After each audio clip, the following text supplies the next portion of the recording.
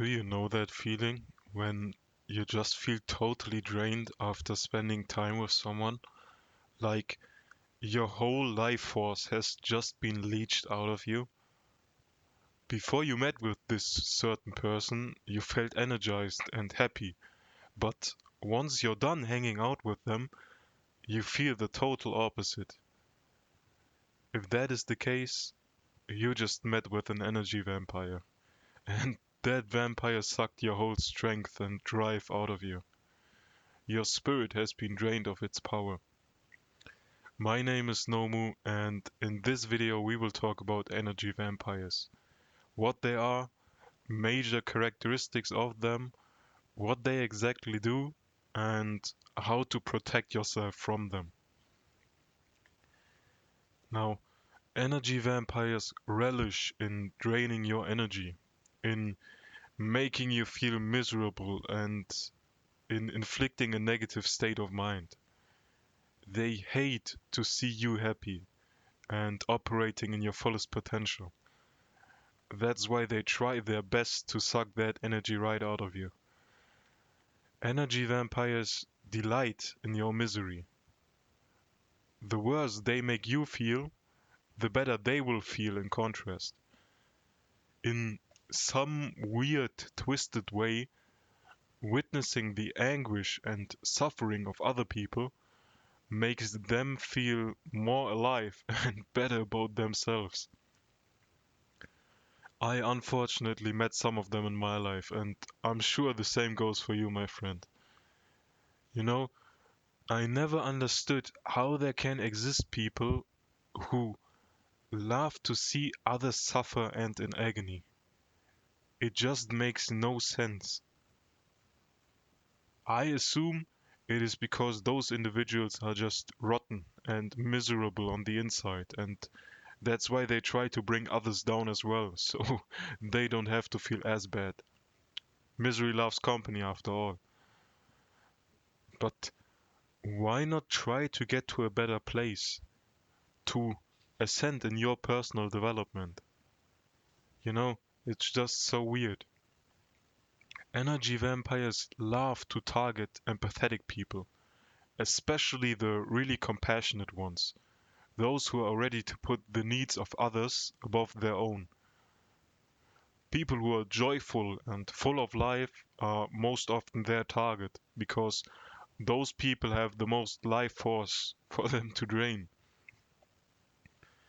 One major characteristic they possess is being heavily self-centered and self-absorbed. It always has to be about them, whether it is conversations or general situations. Those individuals couldn't care less about what you have to say to them or how you're feeling. For example, if you're having a bad day and you're trying to vent to them about something that has happened, they will try to make it about themselves and mention a story where something similar has occurred in their life and which somehow was even worse than what you're going through. Also, if you're having a regular conversation with them, they rarely ask you any questions and mostly only speak about themselves. Like I said, self absorbed people. Energy vampires are basically narcissists, but not every narcissist is also an energy vampire, if you get what I mean. Unlike their victims, these people not only lack empathy, but also compassion. When they do something to you that hurts your feelings or even ruins certain aspects of your life, they won't feel bad in the slightest for what they did to you. In fact, those vampires relish in seeing you suffer. That's why they never apologize. In their eyes, they've done nothing wrong to you. It is your own fault for allowing it to happen to you. I think it stems from their gigantic lack of accountability, another aspect that characterizes them. Their inability to self-reflect makes them point fingers at everyone else but them, even when it is crystal clear that they are at fault for something, they totally avoid taking accountability and start to blame shift. But more on that and other tactics they use later. Let's continue on their character traits for now. Apart from those traits that I have already mentioned, energy vampires also often tend to have a passive aggressive behavior, backhanded compliments. Basically, wrapping an insult inside a seemingly positive statement, which leads you ultimately to feel bad about yourself instead of good. For example, "Oh yeah, you've been working out consistently. I can see that. Must be nice to have as much free time as you have." Or, "Yeah, that style of clothing fits people like you very well." Energy vampires also tend to be almost always negative and nag about basically everything you've got going on in your life. Every achievement and success you talk to them about, they will drag down and belittle, as if it was nothing and not worthy of being celebrated. They absolutely hate to see you in a good mood and will try their very best to get you out of it. Maybe it is some sort of envy that they harbor inside of them. You know, they can't stand to see someone happy and joyful because they themselves aren't. And that's why these individuals try to bring you down and ruin your mood. And same goes for your plans. By the way, never tell your plans to anyone before you have accomplished them. Big mistake. Anyways, they will talk down on them as much as they possibly can, and afterwards, you will feel insecure and in doubt if you still even want to pursue what you had planned. One dude I've often hung out and smoked with was like that. Let's call him Jay. No, I always liked Jay, and I still like him very much, even though right now I'm kinda distancing myself from all the places and people I've hung around with in my former days. I digress. He has his problems, like everyone else, but at least he's not one of those fake snake friends that will slander you behind your back or plot on your downfall. Jay just unfortunately was always a very negative dude that saw everything through a pessimistic lens. I was always eager to hang out with him because, we had very similar humor, but oftentimes, after we were done hanging out, I would just feel totally drained. On some days when I was happy about something and met up with him, I just feel down and in some sense lifeless afterwards, as if he stole all of that energy and joy from me. Now, what I should have mentioned earlier is that not every energy vampire is an evil energy vampire, if you get what I mean. Some people steal your energy without even knowing that they do. Those people don't want to see you miserable. They don't want to bring you down. But it's just what they unconsciously do. Jay was one of those types of people. I remember some instances where I would tell him about my plans for the future, and he would unintentionally make me feel so insecure about them that I didn't even act them out. You know, he kept bringing up all possible negative what if scenarios that could potentially occur. Again, I know that he didn't mean it in an evil way, so I can't be mad at him. It's just the way he is. God bless that dude. But evil energy vampires, on the other hand, know what they are doing. They have studied you and know exactly how to get on your nerves and which buttons they have to press in order to get a reaction out of you. Lately is this new term going around called rage baiter or rage baiting. It's when someone intentionally does or says something that makes you mad and angry. Let's take politics for example. If a rage baiter knows what kind of political opinion you hold, He will intentionally say something that stands in stark contrast to your opinion. Not only that, but it will be something so ridiculously false that you just have to react in a certain way. For instance, the recent assassination of the political activist Charlie Kirk, may he rest in peace. If you're on the right side of the political spectrum, the rage baiter will something moronic like, he was for gun rights, so that's what he gets, I guess. Taste of his own medicine, just to make you angry and get you out of character, even though that may not even be his honest opinion. He just said it to get under your skin and feed off your negative reaction. Now, there are, of course, also those peanut-brained individuals that say idiotic statements like this and totally mean it as well. Those are even worse in my opinion, but that's another topic. And I already talked about those people in my video called Perilous Times. Link is in the description. Feel free to watch, my friend. Anyways, energy vampires are these so-called rage baiters. You can find them most of the time in online comment sections, making idiotic statements that get other people to argue with them. Man, when I was still using TikTok, I would get rage baited so easily by them. I fed them with so much of my time and energy. I'm glad those days are over. Rage baiting and provoking arguments is one of the favorite tactics that energy vampires use on their victims. They relish in chaos and love drama. That's why they are always involved in conflicts and very often create them themselves.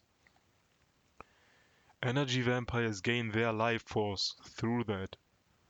The same way plants need sunlight in order to grow and carry out photosynthesis, energy vampires need chaos and misery as their source of energy, as sad as it sounds.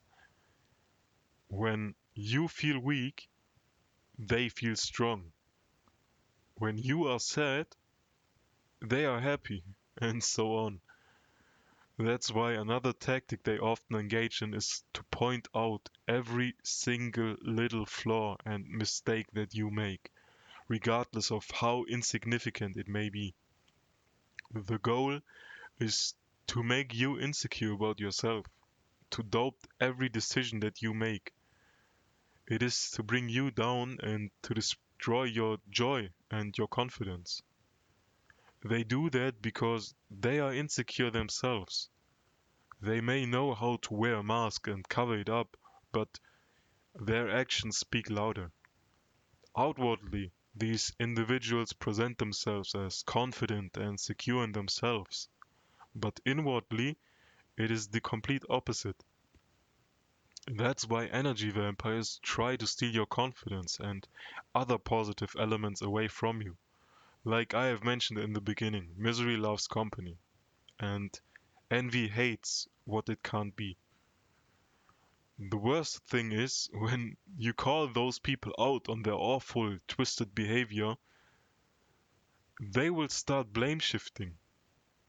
One of their favorite defensive tactics when people around them start to see through their mask. Despite the fact that they have obviously done something wrong to you and it is more than clear who is at fault, energy vampires will make you out to be the bad guy in that situation. For example, let's say you're married to a woman and you find out that she's cheating on you behind your back. When you confront her with the unmistakable evidence, she will start to blame shift it on you, saying stuff like, "You've stopped caring about me. You made me feel lonely. You didn't make me feel loved." And all of that manipulative talk. Basically, you're the reason why an energy vampire has done to you what they did. Manipulation is like their superpower. I'm sure you've met at least one of those in your life. And If blame shifting doesn't work, they resort to guilt tripping as their other defensive tactic. For example, if you would really love me, you would have spent more time with me. Or, did you forget how much I forgave you in the past? If you were a real man, you would understand your wife's needs. Blame shifting is for avoiding to take accountability for what they did to you, and guilt tripping is for gaining sympathy. The victim card, you know? Don't fall for that stuff. Man, I remember when I dated this girl in 2020. She was a narcissistic energy vampire. Let's call her C. Now, to be fair, I was also far from being a decent individual. We were basically those types of people that should have never met in life in the first place. Yet it happened. You know, at first everything was great. She was the first and also last girl I ever took a lot of time and effort in getting to know and forming a bond that went way deeper than just lustful, superficial intentions. We weren't really a couple, but we acted that way since meeting for the first time. But it was more than obvious that we weren't meant for each other. As I've said, she was a narcissistic energy vampire. She knew exactly which buttons to press in order to get under my skin and cause me to react in a certain way. Now, I wasn't violent in any shape or form, don't get me wrong, but I was very jealous and territorial. And to be real with you, I still am. You know, I will never be fine with my girl hanging around other dudes and going to parties without me. You can call me insecure and whatever, but even Eve was tricked inside the paradise while Adam wasn't around. Even Eve. So, yeah. Anyways, she would intentionally talk to other guys behind my back, not in order to cheat on me, but to get me out of character, to get on my nerves. She really loved doing that, and when I called her out on her behavior, reminding her of how she promised me to not do that, she would call me overly jealous and many other words, blame shifting, as we have talked about. But when I did the exact same thing with other girls, I was also the bad guy. As you can see, it was a relationship between two toxic individuals. Every time I told her that I was done, she immediately switched up and promised to never do it again, only to resort to her old ways just a few weeks later. Energy vampires crave your reaction. They want to see you angry and can't stand to see you happy.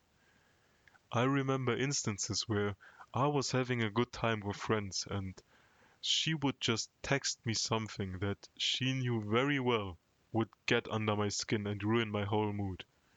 Or she would post certain stories of her on Instagram just to get a reaction out of me, a negative one.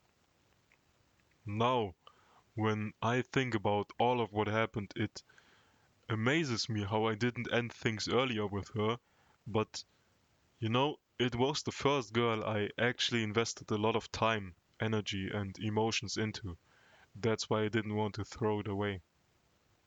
At the end, no hard feelings. I wish her the best. Both of us just clearly weren't meant for each other. I just wish I would have known earlier what energy vampires are, as well as how to effectively deal with them and stop them from stealing my happiness, joy, and energy. One thing you can do in order to protect yourself from their schemes is to not engage in any arguments they try to provoke. Once you realize that someone is an energy vampire, resisting their attempts in getting under your skin becomes way more manageable, because now you know that all they want is a negative reaction out of you. So, therefore, the best thing you can do is to not react at all, regardless of how much you want to. Just don't give them any time of day and ignore all of their attempts to get on your nerves. Just so you know, once you do that, they will start guilt tripping you and say phrases like, "You are ignoring me. It is so ignorant of you." Or, "Don't you feel bad for acting like this?" They are basically trying to blame you as the bad person for keeping your peace. Don't let them fool you with this. Stay strong. All they want from you is a negative reaction. So just distance yourself and deny them any access to your energy. If you do this consistently, there will also come one point in time where they will act very rash towards you, trying their best to start an argument with you. Again, don't let them. That's most oftentimes the last stage before they give up. And lastly, just give it to God. Let Him fight for you. That's probably the best thing you can do. Also, don't harbor any form of hatred against them, because it is the spirit that makes them engage in this type of behavior. Apostle Paul speaks about this in the book of Ephesians, chapter 6, verse 12.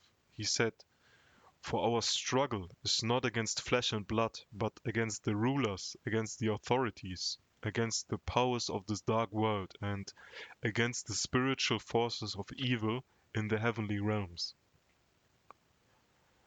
That's why Lord Jesus told us to pray for our enemies and to bless those who curse us, because they are controlled by an evil force that makes them act this way towards us.